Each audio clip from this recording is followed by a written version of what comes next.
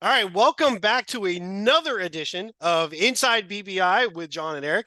Of course, John McDevitt, along with me, senior editor of Big Blue Interactive, Mr. Eric Kennedy. Eric, today we've got a lot of comings and goings we talk about, so let's start there. First off, how you doing today, Eric? A lot is going on. A lot you've been updating on the site. Yeah, there's a lot going on. They made a lot of roster moves based on, I think, a lot of injuries they've had, and again, nothing for the most part too serious, but it's impacting especially the back end of the roster. So there's a lot going on. So big picture, we've got a big week coming up, and we'll get into this more in our second video, which we're going to post after this one. But we have a big week with the joint practice with the Jets, and then the Jets. And my feeling right now is this is probably going to be the last real serious week of practice as a training camp, quote unquote, training camp practice. Right. So we'll have they had a light one today. They'll have the serious practice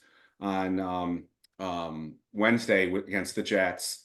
And then we've got the game against the Jets. And then the following week, we have cut down day, which I think is Tuesday on the 27th, which is a big deal because in the past they split those up. And now it's just one big purge across the league where all these players become available at the same time. So this is kind of a scary week for a lot of players because this is going to be their last chance to improve and impress coaches, and the injury situation I think ties into that. So that's where we're at right now. Yeah, so what we'll do in this video, we'll talk about the injuries, talk a little bit about some of the roster changes. Then we'll move into a little bit more of kind of just where we are, where we see some of the players that we've kind of brought on, where they kind of fit in. And then we want to do a bunch of questions. We've taken a bunch of questions from Big Blue Interactive. If you haven't been on there, which I would assume you have, but if you haven't, it's bigblueinteractive.com. Check out the threads. We do post asking for questions, and we took some there. So we will do that too. And then later we will focus more on the Jets game in the second video. But before we get to that, I am drinking it's called a Well-Built Beer, Tradesman Brewing Company Golden Pilsner Pale Lager. I'll put that up here. I found this, I should say that my wife found this for me. We had this beer cave here nearby. They had a lot of assortments of different individuals. So that's why I see you have the t-shirt. I drink and know things. And I drink what and I know things from Game of Thrones, but I'm actually drinking. I'm a little early here. I'm drinking an Oktoberfest from Sam Adams. So Nice, nice, nice. So, all right, let's get right to it. There's been a lot of shakeups with the team. The first big one that we saw, and you and I have been discussing this. We discussed this with Cy, not the injury at the time, but just the player is Ryder Anderson. And I quote, you kept saying, I'm not really sure what they see with this guy, but we got to keep an eye on him. He gets injured and he gets waived. yeah, and it's a really strange situation in this sense. I feel like the defensive line situation isn't in as good a shape as the defensive coordinator told the press. And I think Brian Daboll said later on during one of the preseason games, he told one of the reporters that they're still waiting on somebody to take that second spot next to Dexter Lawrence or the third, I'm sorry, the third spot, but behind Dexter Lawrence Right. and Roaches. So I think that's where they're at right now is we're still trying to find that. I think the Cinderella story is Chapman right now. I don't think he's nailed that position down, but I think he's still pushing it. But I still think that's a hole on this roster. And the thing about Ryder Anderson that makes me a little bit unsettled is they gave him so many first team reps. And if they really wanted to hold on to him, they wouldn't have waived injured him. They basically cut Right. him today, and he'll transition to the injured reserve where he'll probably reach an injury settlement in a few days, and they'll just let him go. Later on in the year, they could bring him back to the practice squad or the 53-man roster, but a certain amount of time has to pass before Yeah. that. So what that tells me is he wasn't impressing them enough for them to say, we're going to hold on to him and let him get through this. He's too important for us. They Right. clearly didn't think that. And that makes me a little nervous, not because he's gone, but because he was a guy that they were clearly trying to see if he was going to be the guy. And he they just decided no, he's not. So up until he was cut, he was still playing with the first team. So that's a little scary to me. So I think that spot has been impacted by injury. I think safety obviously has been impacted by Right. injuries, and they brought in three new safeties, and I don't think any of them are going to stick. But they're so thin at that position in terms of snaps and practice. They had to bring in those bodies, and the other position that also with the defensive line, before we move off of that, obviously, when we talked about this in the other episode, they traded away Jordan Right. Phillips to Dallas. So he was, again, another person that wasn't impressing them enough for them to want to keep around. So there's a little bit of a uncertainty at that position. I think we're getting clarity, but I also think it also is a little bit of a red flag that we may not have the bodies that we thought we might there, and there still might be looking when it comes to waiver wire time about. And I still get the sense, like cornerback, this is a position they know they have to address in the draft next year. I think they need another defensive lineman there, and I just don't think they're going to be able to do it other than getting hopefully a player who's cut and who can come in for a year and stabilize it a little bit. Yeah, usually with the cut downs, we see a number of different things. We see veterans who are their cost doesn't fit with they've got some youth on the team at a position they have a little bit of depth, so some of those veterans get jettisoned to reduce some of the salary. And then you get other guys that, they're on the fringe. They might still be able to contribute over a long period of time sporadically, but they're not going to be an every down player. It's going to be a weird sign. A lot of people focused on the redoing of Andrew Thomas's contract to say Giants are ready to trade. I thought about that briefly, and I know there's the rumor about J.C. Horn, and I actually was thinking Carolina might be, only because we saw in Hard Knocks the relationship that Shane has with Morgan, that those guys could do something. But in reality, I just don't see. They were so low on what available cap space, as we talked about before. I think they were the fifth, down at the fifth lowest. There were only four teams that had less cap space than the Giants had. So do you feel they've kind of opened that up to trade, or is it really more we might sign a vet and that might eat up a little bit, but we're going to need money down the road? My spidey sense says they're going to do something. So I don't know. I think the cap space they had around 9-10 million was fine for emergency basis. The fact that they did something with Andrew Thomas suggests to me they are going to add somebody a little more expensive. Now, whether that's going to be somebody who shakes loose because of cuts or a trade, I don't know. There is a poster on BBI who has mentioned Witherspoon, and he's somebody that I would pay attention to. This poster, he's been plugged in before. I wouldn't discount that. Hmm. I think I would. My sense is they know they've got an issue, they've got a problem at that spot, and whether they've targeted somebody and we're going to hear about it, I don't know yet. To just keep in mind that if they wait a week, or I think it's 1 week, but it might be two. If they wait till after the first game, they can sign somebody a little easier in terms of the financial Correct. ramifications And I of think it. I think So it's week 2. I think it's yeah, 2 weeks into the season. And then something about the money it won't count. This is, I think it's either not guaranteed or it doesn't count. So it makes sense that some veterans will last into the season.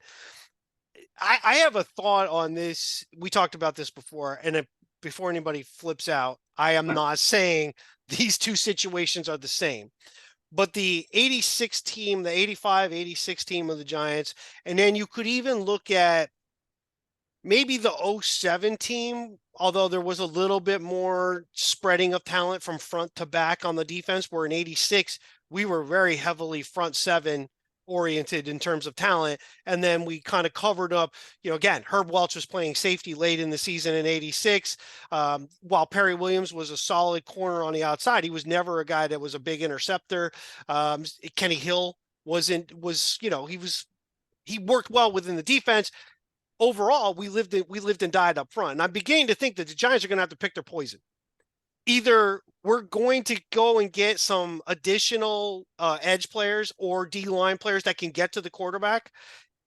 that aren't just fringe make a trade to get somebody or pull somebody in who's a little bit more expensive, or we're going to have to go get that second corner and then live with more of a baseline guy that we add on the up front. You're not going to be able to do both. So it's either one or the other that's going to get the bigger splash, if you want to call it that.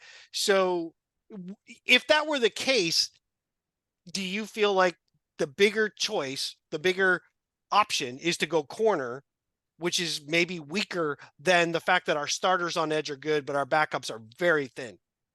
I think it's going to come down to what's available. So I think they'll adjust depending what's on the market. So I think in a way the answer will be made for them.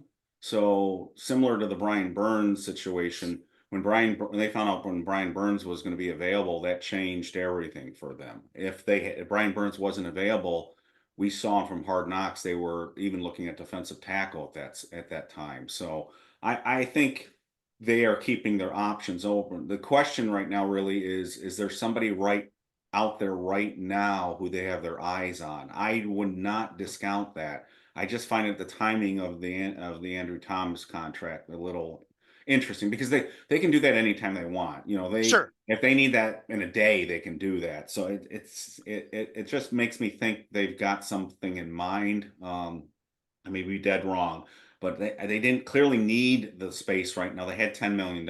So now there are fans out there that I've seen this where they think we have all this money now to spend. This gets back to what your point Yeah. that no, they really don't.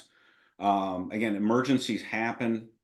Players that go on injured reserve count against the salary cap. And you'll keep hearing me say that because I don't think a lot of fans realize that when somebody gets hurt, and even if it's a minor player, like the Giants have 3 players right now on the injured reserve. No one's going to look at those players and go, "Wow, those are big losses." Right. But those players are taking up cap space, and they will this entire year because they are on injured reserve. And that's why teams try to waive guys off injured reserve if they have an injury that's not serious enough. If they are on injured reserve at this point, it tells you there are significant injuries. Like I'll give you an example.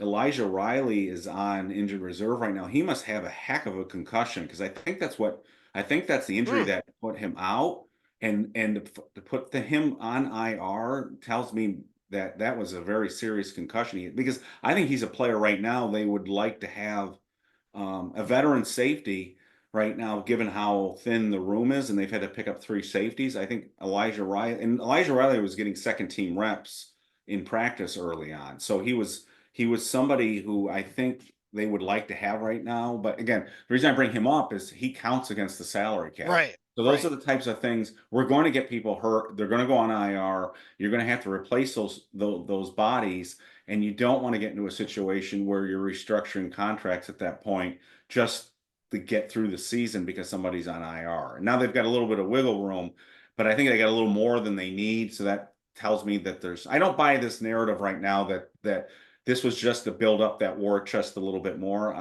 Maybe I'm dead wrong about that, but I think my spidey sense says something's up. One thing I do want to bring up too is since we were talking about injuries, that because good news is this, and you and I were worried about this was the running back situation. So Right. you and I thought, geez, the Giants are in a really bad situation depth wise because Turbo Miller getting with a hamstring, we didn't know how serious that was.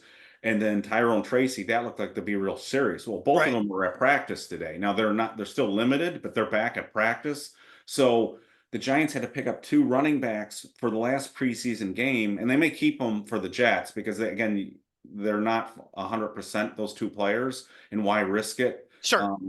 Especially with a hamstring, and then of course Tracy has that ankle that we all thought was going to be far worse. So the guys that they've picked up are going to be cut next week on Tuesday.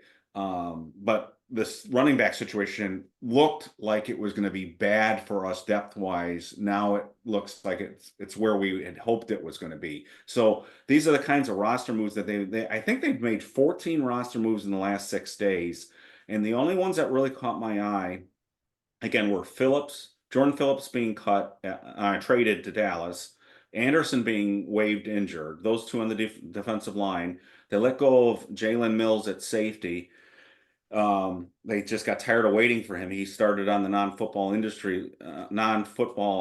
injury list, and then Riley, who I just mentioned. So those two safeties thin that out, and then the running back situation, which I dealt with. Now, the only other guy I want to mention briefly here is I'm starting to think, contrary to Cy, I'm starting to think that Jacob Johnson is more significant signing than we were led to believe because he was playing with the first team today. So I'm not saying Daniel Bellinger's on his way out or anything like that, but I think they've got a fullback on the roster that they intend to use. Um, Whether he goes on the practice squad like Cy was talking about, or if he gets to the 53-man roster, which I was wondering about.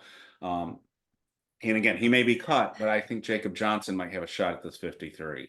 Well, I mean, I think we've talked about it already. Johnson and Bellinger should, in theory, they're there unless for whatever reason the Giants want to move on from Bellinger. I doubt they would cut him. It would have to be somebody else told them they were kind of interested in him and they could get something for him because we don't really have another replacement overall that can play tight end and that H-back role. Johnson's not really going to, you really don't want him on the line. You want him coming out of that full. And by the way, he laid a hell of a block after he had that drop pass. You pointed Right. that out in the last game. That was pretty impressive. I think Manhertz is there. So maybe we're really talking, they're going four. They're going to go four tight ends. And that is a huge possibility, especially with the veteran depth. I can't believe I'm saying this after the last few years. The veteran depth that we have at offensive line and guys that can move around and play different positions, you might not have to carry that extra lineman deeper when you can go the four tight ends. Manhertz can be a blocker. They can bring them in and you've got some room. But I agree with you. I think Johnson showed something, and the way that they played in Buffalo, they used a guy like that constantly. Morris was one of the tight ends. I'm trying to remember the other guy's name because they always played. They had uh, Kincaid was on the line. They had Knox was the other. Those guys would be the real pure tight ends, but they used a blocking guy who would sometimes be in the backfield, and that's what I think they're seeing here. And you're going to see that kind of moving around a little bit, but yeah, I'm more concerned, and I want to hear your thoughts. I'm more concerned with linebacker. We still have some guys nicked up. They're not going to go on IR because we need them. They're week to week, but week to week does not necessarily mean week one availability. Yeah, the linebacker situation's inside linebacker situation's a little Correct. scary right now, and it's all injury related. So Okereke, as you mentioned in the last show with Cy, played more snaps than we would have wanted to. So Darius Muasau, I think, because of a lot of this and because he was doing so anyway, I think he's pretty much a lock right now to make the team. And things would feel a lot better right now if Micah McFadden wasn't hurt. Right. This is the year of the groin injury, apparently, because I'm looking at the list right now. We've got, let's see, one Gunner with a groin, Lawrence Cager with a groin, Micah McFadden with a groin, Matthew Adams, another inside linebacker with a groin. So it's the year of the groin right now. The issue at inside linebacker right now, and this is one of the questions we're going to get into. I really want to get more into when we do the questions, get into this. So I don't want to spend too much time Sure. because I want to address with it because I think the poster had a very smart question. Is the concerns are injury related right now. So if everyone or one of these guys wasn't hurt, then we'd be okay. The question right now is who's the starting. Now this is teasing the question. So somebody asked who's the starting inside linebacker if Micah can't make it back. So right now, yes. So we got three inside linebackers, all of which have a legitimate argument. I mean, Mike is the starter and he's out right now, week to week. Matthew Adams is the special teams stud, but also somebody who can come in and play. He's week to week. And Deontay Johnson, who is really impressing a lot of us, and I was wondering if he was pushing for playing time, is week to week. So these of all the injuries right now, most of them aren't overly concerning, except inside linebacker position. Because John Runyon was out today, but Coach Davo said he'll be back soon. Cordell Flott's been out a week now, but he said he'll be back soon. David Long, it sounded like he thought he'd be back soon. It's those inside linebackers because the other guys that are kind of week to week, I don't know if they really have a real shot on this team anymore. I mean, Gunner, I'm not sure if at this point, I'm wondering if Gunner is odd man out Yeah, yeah, because of the injury, anyways. And Lawrence Cager, same situation. Unfortunately, Lawrence started off strong and has had 2 injuries. But when I look at the list, and that's why I'm looking off to the side here. I'm looking at the sure. long injury list. It's the inside linebackers that worry me the most. And it's not a talent issue. It's an injury issue right now. Yeah, and it's funny too because you joked about it. I thought the same thing. I'm like, I watched McFadden go down. I watched what he pointed at. I watched what they were looking at, and It's then not a hip. they called it a hip. Yeah, it's Well, not a hip. I guess it's your hip, sort of. I mean, it is connected, but it sure looked like it was the inside of his thigh, way up high. So I'm call it not what you sure want. Matthew Adams is a groin either, though. I don't know how he hurt his groin on. It looked like, I thought his because that was he got hurt on the play where he crushed that guy. I wish he would have wrapped up. And the other guy I think went out for a concussion test. I was wondering if Matthew Adams had a concussion. Right. I'm glad you brought that up. He had the big hit. He was dinged. The observer thought the running back took too big of a hit and had him come out to check to see if he was dinged, and somehow it ended up being a groin injury for Adam. Yeah, It's possible. I mean, I I guess. guess you Yeah. could have pulled it, launching yourself into the guy, but yeah, it is weird. It is. You mentioned it, and I don't know what you could possibly point to it, but is it? I mean, how odd is it over the last few years that the type of injuries have been sort of like it's like they breed each other. Like we have the year of the calf injury, Oh, the right? calf injury one That's was awful crazy. because you hear calf and you think, well, he'll be back next week, and it was good. We've had players where it's lasted. They had that Nate was it Burley that safety. It Oh lasted yeah, like a whole year with him. right, right. Yeah. So And Ojolari, it happened twice. I mean, yeah. he came back and then he did it again. It's like, okay. Yeah, so it is odd that it's the growing pieces. And we'll do some of the questions here real quick. I'm gonna do some quick housekeeping stuff. If you could please, I should do more of this. I should say this more often. Please like, subscribe. It does help us out. So it is good. At 500 subscribers, I'm gonna make these two things. So it's 500 subscribers. We'll randomly pick somebody. You'll get a mini helmet. I'll pick one of the mini Giants helmets on, then I'll have it sent to you. At 1,000 subscribers, it'll be a full size replica helmet of some you can see in the background that I have. I will get you a new one. You won't get mine, but just those are what we'll do when we get to there. But we've really taken off the size visit in general, so we do appreciate it. But again, like, subscribe, comment. We try to comment back. I try to comment back to the things that are out there. But so what do you say? We're going to avoid the Jets game as far as the conversation goes now, but I think maybe unless you have some more roster No. stuff, I think why don't we dive into some of the questions Yeah, because that we have. I think a lot of the questions are nice in terms of the discussion that we're having right now. They fit in perfectly. So One thing I'll say, take a look online, by the way. The Giants released the next set of their top 100. It went 30 to 21. Three defensive linemen from various eras made it, including Justin Tuck, George Martin, Leonard Marshall were in this grouping. So great conversation with those guys. So check out that video. And we might have something to say about someone on that list in the very near future. Um, what are you wearing? You already got that covered. You mentioned that already. No, we're not going to talk about Devontae Adams to the Jets. So one question right away, and I don't know if we want to save this one for later, but it's like assuming the season goes poorly, and this is for CJD 2404. What quarterbacks do you believe the Giants will look or take a hard look at, considering both free agents and college prospects? And then secondary, do you believe they will spend for a top free agent quarterback if one comes available? So I'll let you start. Your thoughts on free agent quarterbacks and college Well, prospects. I would defer to the end of our last video with Cy, the two quarterbacks that he mentioned, and he also mentioned a quarterback that he wasn't jumping on board with so far. Correct. I think that, again, I have not dived in. I think people who read BBI know that I'm not a big college guy until at draft time. But Beck is one of the guys that has caught my eye just in terms of the, program, and I've heard people talk him up that are involved in, the, college program. And I think that, again, I have not dived in. I think people who read BBI know that I'm not a big college guy until at draft time. But Beck is one of the guys that has caught my eye just in terms of the program, and I've heard people talk him up that are involved in the scouting community. So Sure. he's someone who's definitely. Of course, Cy was talking about the Alabama quarterback.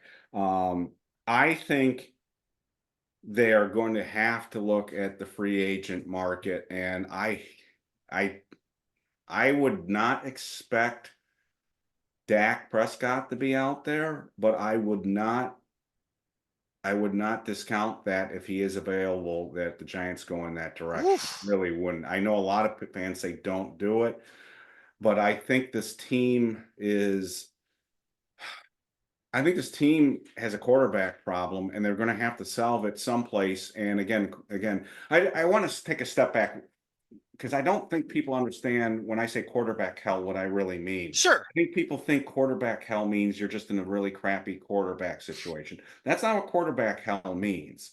Quarterback hell means that you know you have a problem and you desperately want to fix that problem, but you can't fix that problem because either you're not in position to because of the draft, or you're not in position because there's not a free agent that's out there that's available that you can actually sign who will fix the problem. So quarterback hell is not a matter of want to, it's a matter of being able to.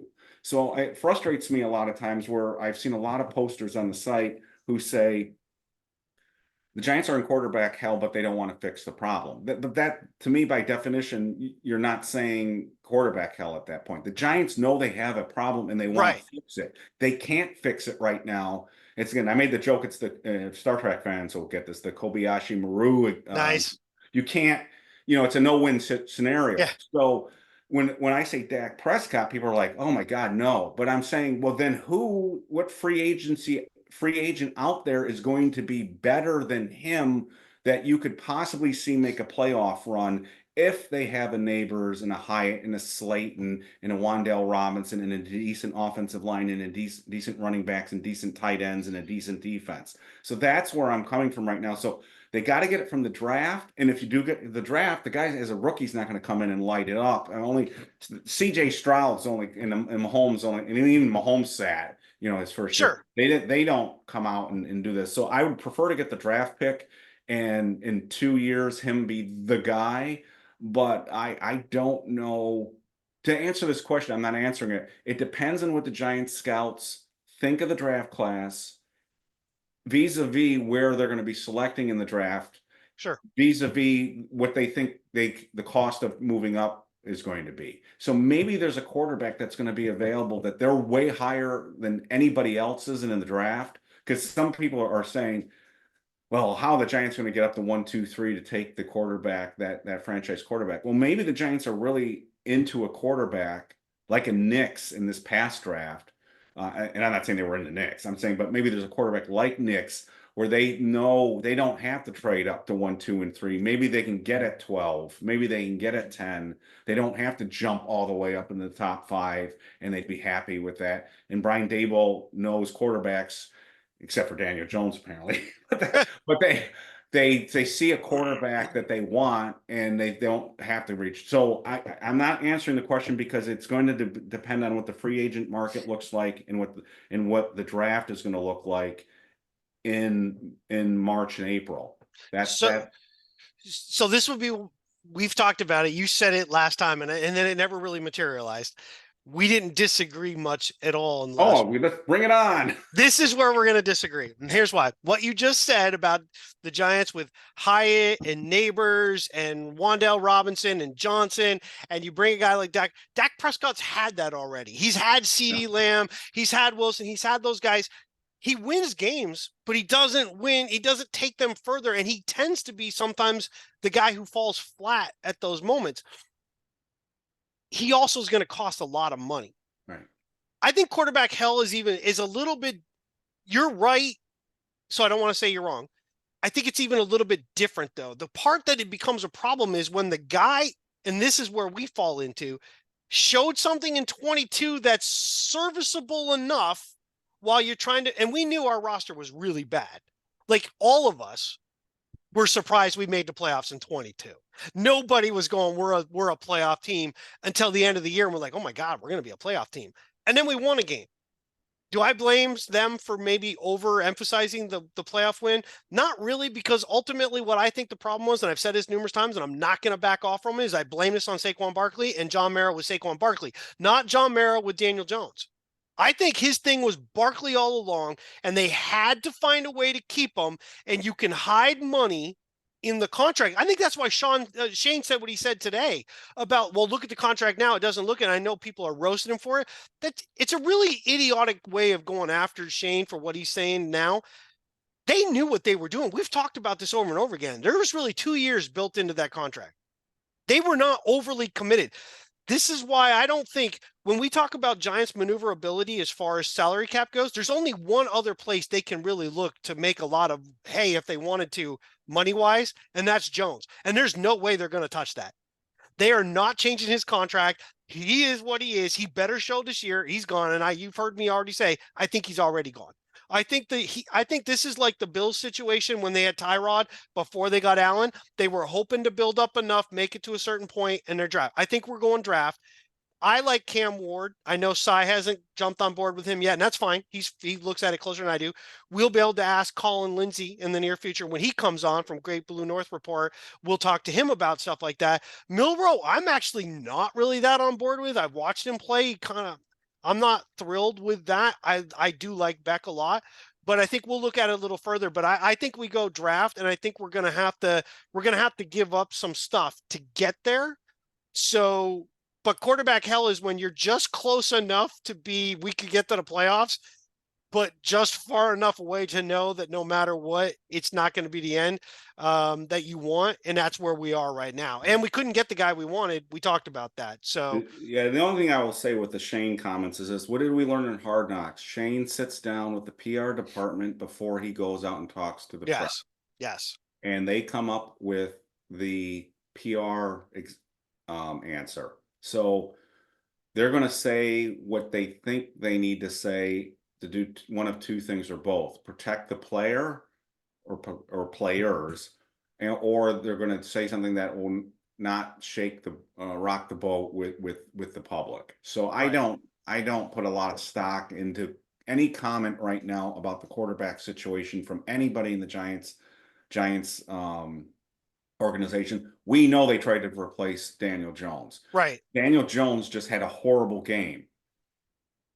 There's a great question. I think we should get into it now because Sure. we're on the subject. There was a Please. great question somebody had with the quarterbacks. Do you have that? Do you have it open? Yeah, I'm Right. looking. Yeah, It let was me, it let's, was it was somebody enlisted. What are your options for quarterback?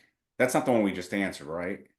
What, I can't find it. well, there was the one they wanted to ask us. That was about the quarterback for next year. So I'm just, Maybe that's the one I'm thinking of. But I want to say this is I think there was a question there, or maybe I misread it. But what are they going to do about the quarterback? I think barring a miracle, Daniel Jones is gone. well, And with that in mind, here's a question that let's go with this. Is it Relic DOA. What record and stats does Jones need to get out of the doghouse? Does a playoff win similar to 2022 calm the fan base? I'll answer the last part first. The fan base hated the fact that he won in 22. It's not going to calm Go Terps or BW in DC. Those guys aren't going to care if we beat a Minnesota team in the playoffs. But for you, what kind of stats? And then another playoff win? And my assumption is a playoff win and then a fall on your face the week after. Would that be enough? no, I think that's the wrong way to look at it. Is because you can win a playoff game and make the playoffs without having great quarterback play. Right. In spite of. Right. Right. And I would argue that, you might get really good quarterback play, not in this case, but it could happen. You could get really good quarterback play and you might not achieve those goals. Again, this sounds like a cop out. We'll know it when we see it. So if Daniel Jones is playing well, we'll be able to say he's playing well. You and I will look and everybody else will say, damn, that was a great throw, or damn, he had a great game, or we've all seen games where the quarterbacks played great and they've lost the game, and vice versa. So I wouldn't attach win-loss or stats or anything like that, or playoff wins. I mean, those things help, and I'm sure there are going to be fans that do focus on that. Again, he's got to throw X amount of touchdown passes and that kind of thing. I I know good quarterbacking when I see good quarterbacking. And that's what he's got to do. He's got to elevate the team around him. If he can't elevate the players around him, then he's not the right guy, because you got Right. to get a quarterback in there who's not just going to get you the playoffs. The ultimate goal here is not just to get to the playoffs. It's to win the Super Bowl. Right. It's to go into San Francisco again and beat the 49ers in San Francisco. It's to actually play in the Super Bowl against Patrick Mahomes and beat Patrick Mahomes. That's the ultimate goal. Anything less is a failure. So now, I'm not saying he has to do those things this year to do Right. that. So my you used a word the other day in the podcast that I thought I've been trying to struggle what my biggest problem with Daniel is, and you used a word that I wish I'd thought of: mechanical. Yes. He's mechanical. He's not instinctive. Now, I have said, and I will continue to say, that I will never, I shouldn't say never. I will still not discount the possibility that he has his best season and he redeems himself, and all of us are eating crow except the people that stood up for him. I hope that happens. The best thing that can happen for the Giants is for Daniel Jones to make us all look like jackasses, and for him to play Sure. fantastic, and we're all like, damn, I guess I was wrong. Now, the sad thing will be there's some people out there, if he did do that, they'll still criticize the guy. Yeah, That's what I yes. want from him. There's But there is that. I don't see it right now. And again, the game that they just played was a huge red flag.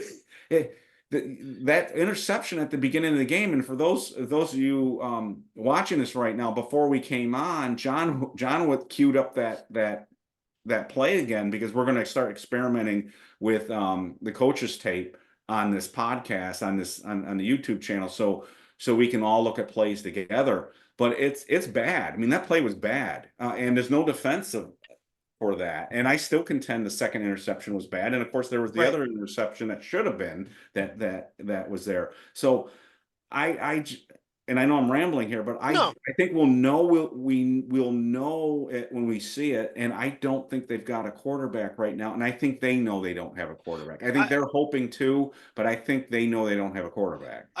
not to make this a long Jones session on at least, I mean, other questions. Sure. I don't want to take too much time.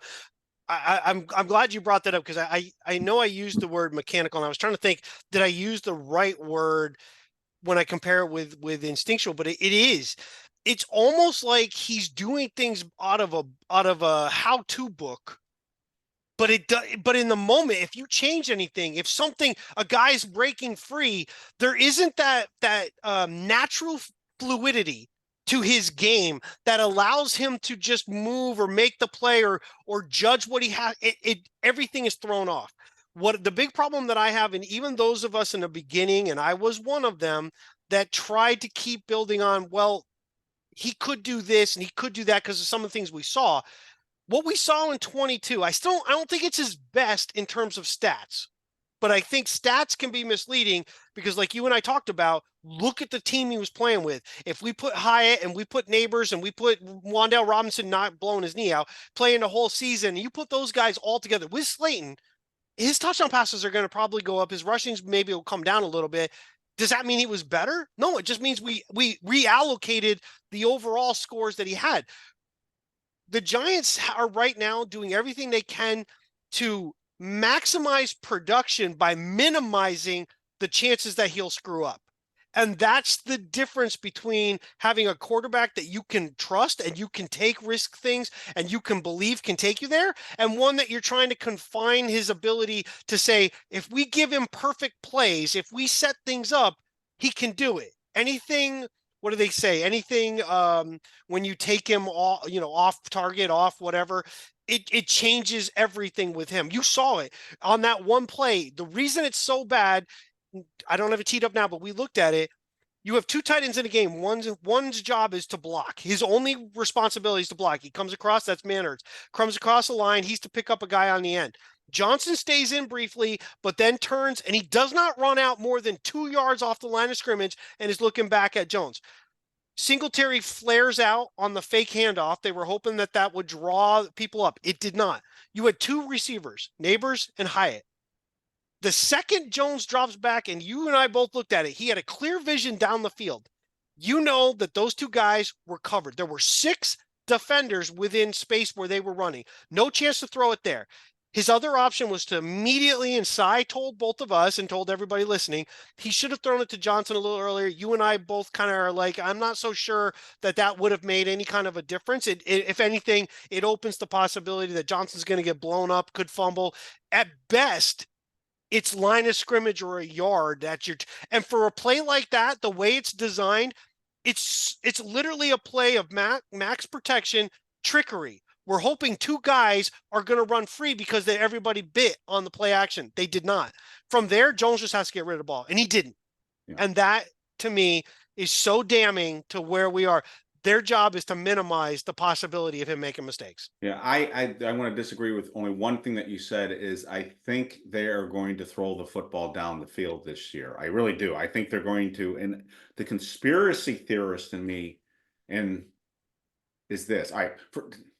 First of all, before I get to that, I think Dable wants to throw the ball down the field. I think that's in his DNA. Yep. I think the one thing he probably didn't like about Kafka is Kafka didn't throw the ball down the field enough.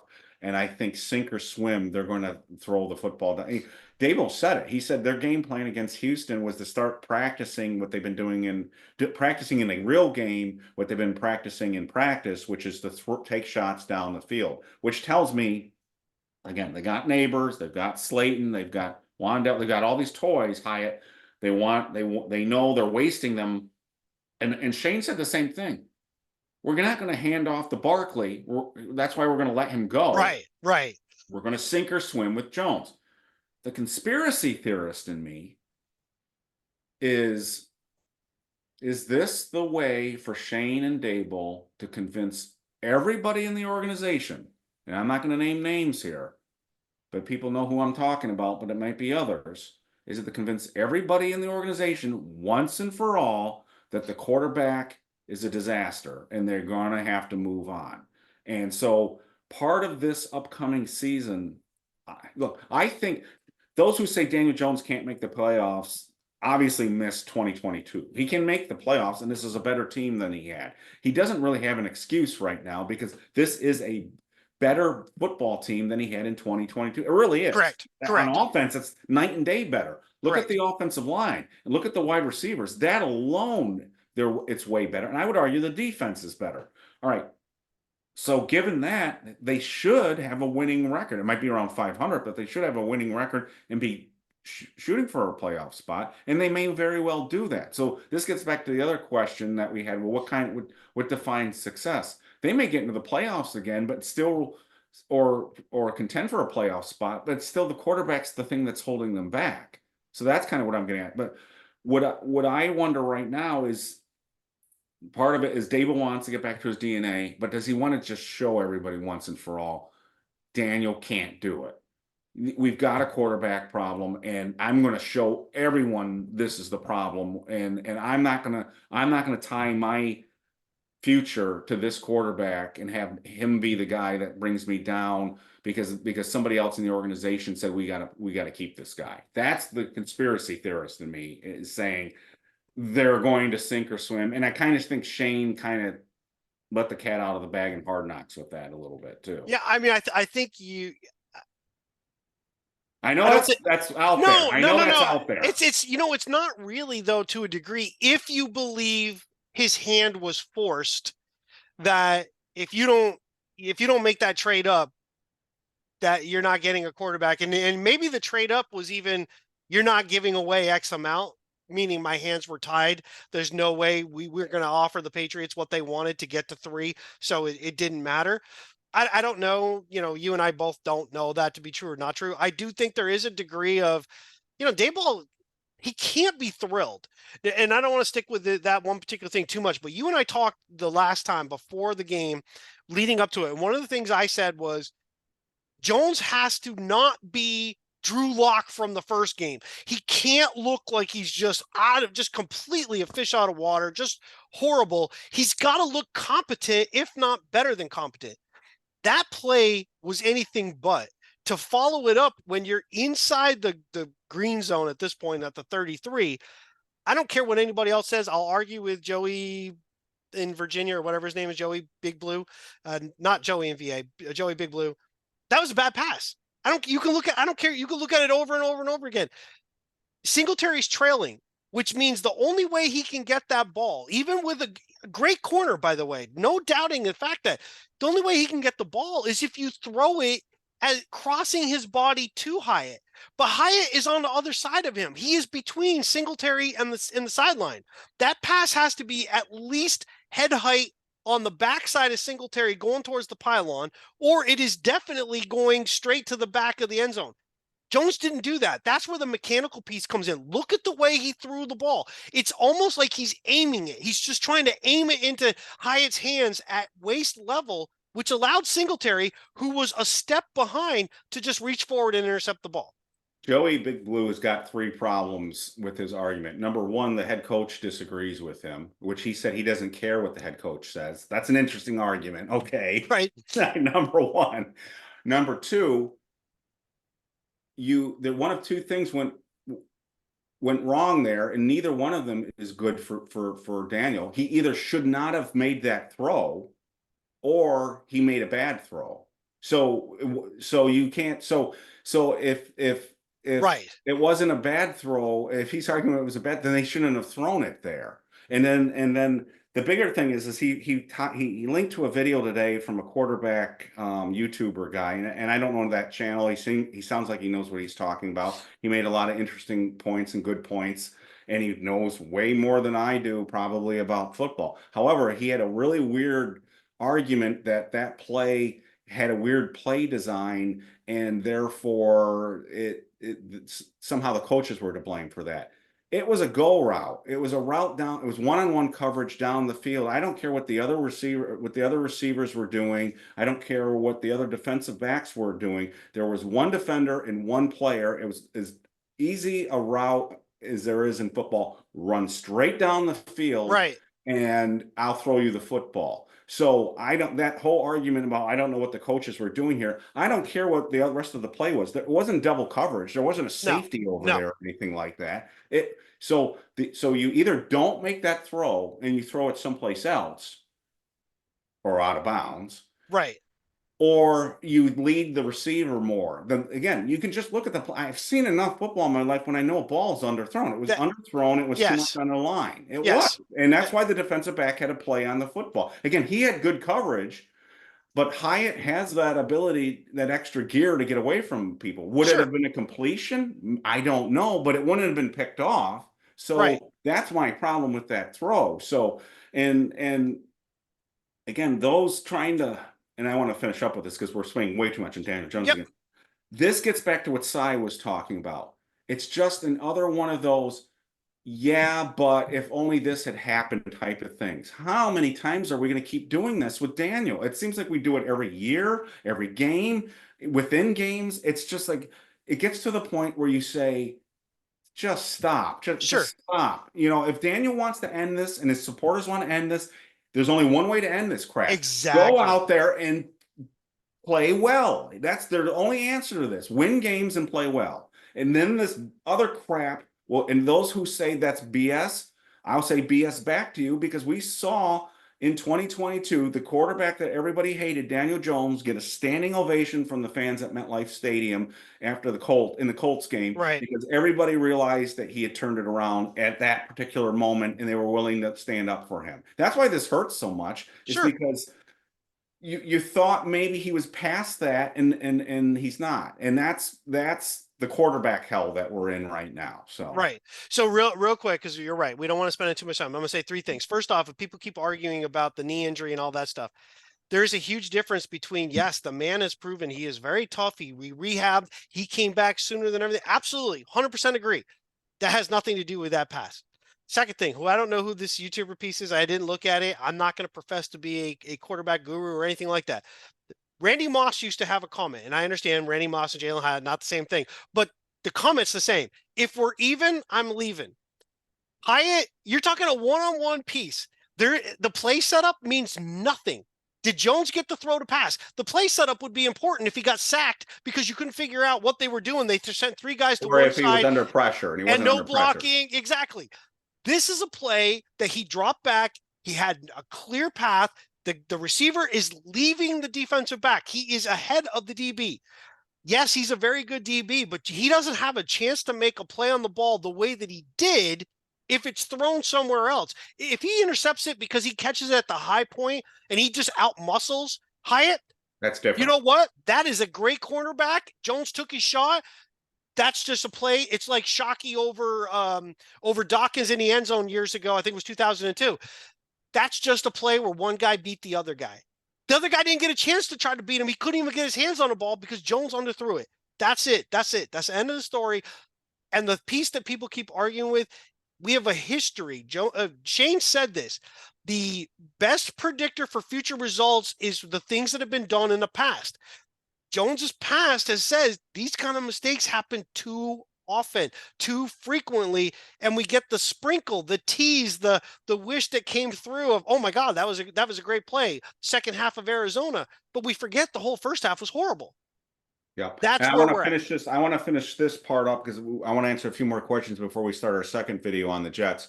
There was a question about should the starters and Jones play against the Jets, and you and I and Cy have already said the same thing.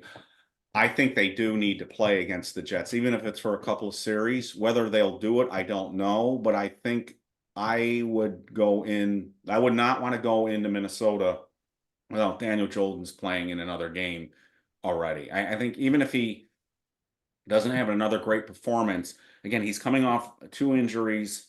He's coming off a bad preseason game. I think he needs more reps with the first team offense in a live game situation before the games really count. That's where I'm at right now. And if he gets hurt, he gets hurt. I've said this before. I know there's contract ramifications to that, but right now they've already decided they're going to go with him this year. So you're going to have to roll the dice a little bit on the injury stuff anyway. So I would play him.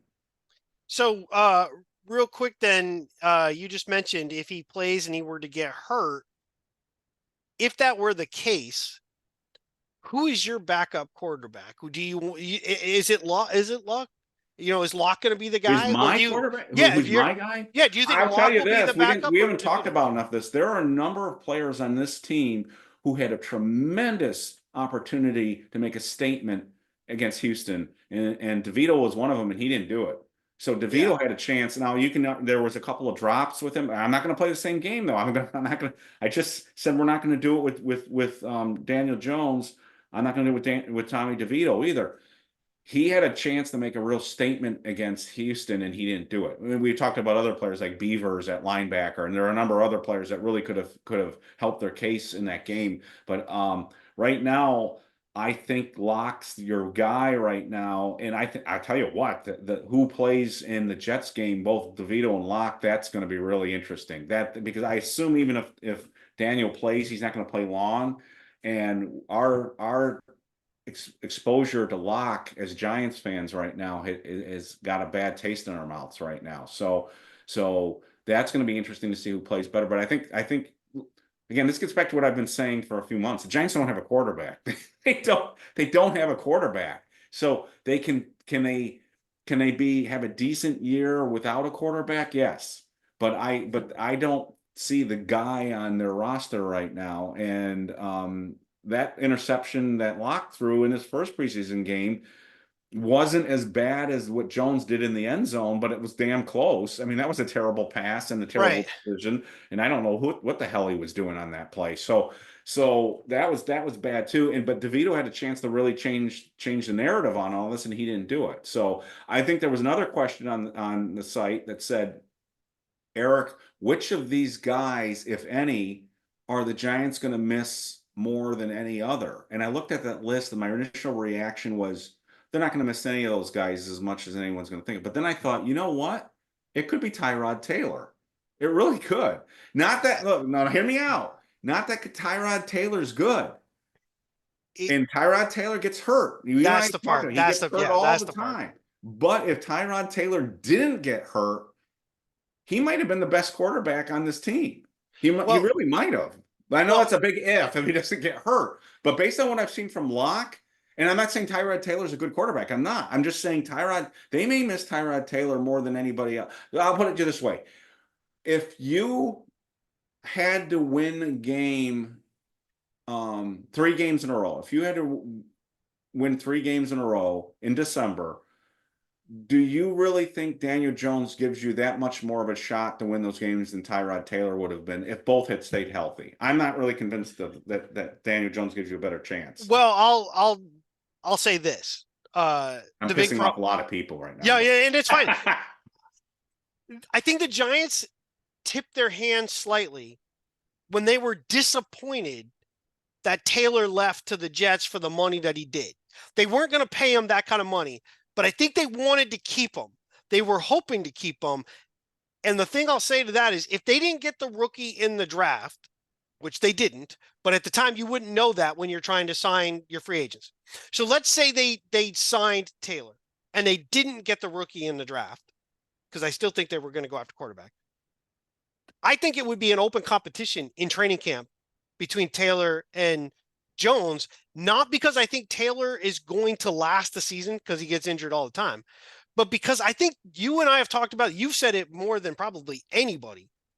The Giants have to be very leery about the fact that if Jones gets hurt, we're on the hook for that Yes. money, a lot more money.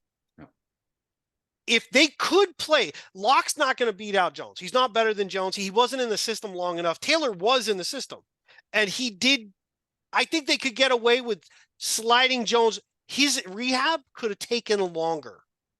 I think his rehab I think he accelerated on his own to make sure, but I think the Giants had no choice when they didn't get the guy in the draft. They were like, what are we going to do? So he's going to play, but I think Taylor would have been competing with him. I just don't believe in Taylor because he's never been able to stay healthy. Right. We'd be seeing Jones on the field no matter Right. what. And that's why I didn't want Taylor back, is because I didn't want an injury prone backup. That didn't make any sense. But I But when will, I looked at that question, so and that my answer only makes sense if one of two things happens.